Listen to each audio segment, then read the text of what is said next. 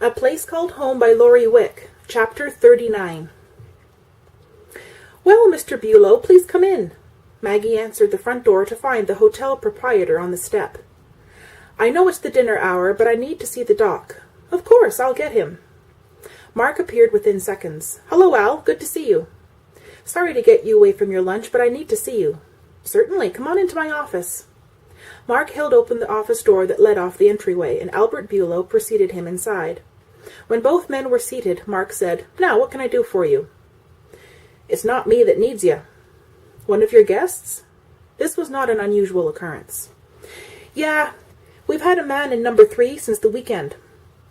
When we didn't see him around for a few days, Ina thought she would check on him." Is he sick?" "Not exactly. His arm is burned." Mark sat completely still as the weight of this news hit home.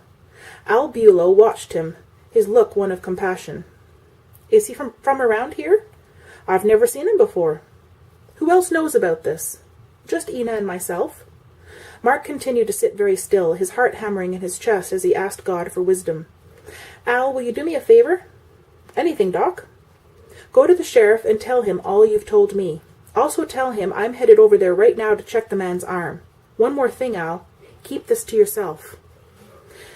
The man nodded solemnly before asking, "How is Miss Bennet?" "She's doing fine, Al. It was kind of you to ask." Mark had just seen Al Bulow out when Suzanne came into his office. Her smile quickly faded at the look on her husband's face. "Can you tell me, Mark?" "There's a man at the hotel with a burned arm." Mark watched the color drain from his wife's face. Sue sat down heavily in the chair that Mark led her to. "I'm afraid."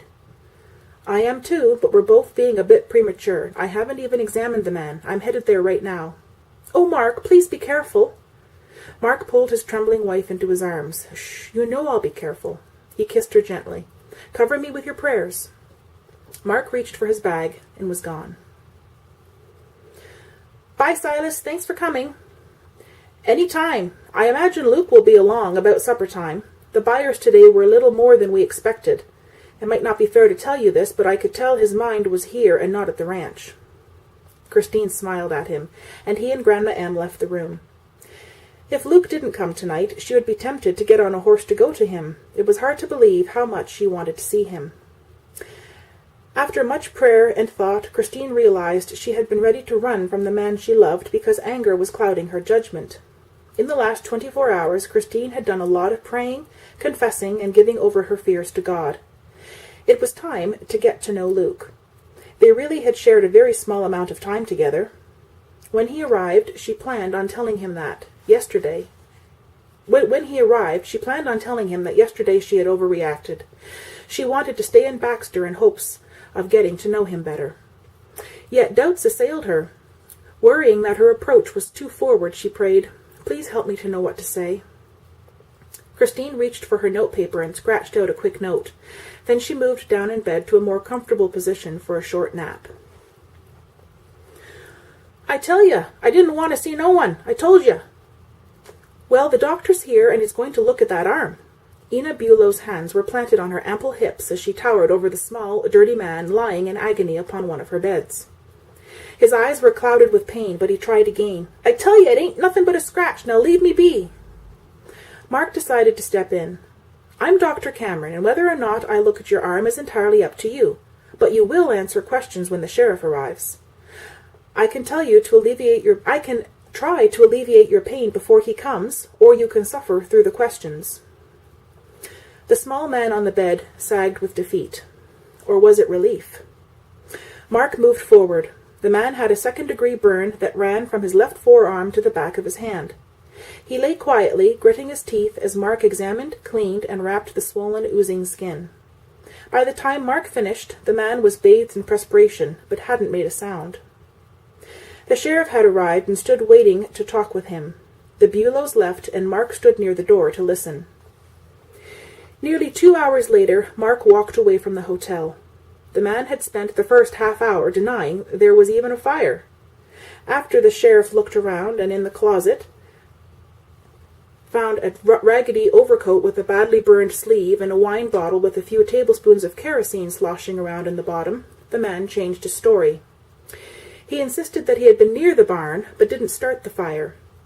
He could give no reason for the coat or the wine bottle, and nearly came unglued when the sheriff told him the charge for attempted murder was the same in Baxter as it was in Spooner. The sheriff told Mark when he left that he would be posting a man at the hotel until he could move the burned man to the jail. He never did give his name, but the sheriff planned on holding him until he could wire Spooner.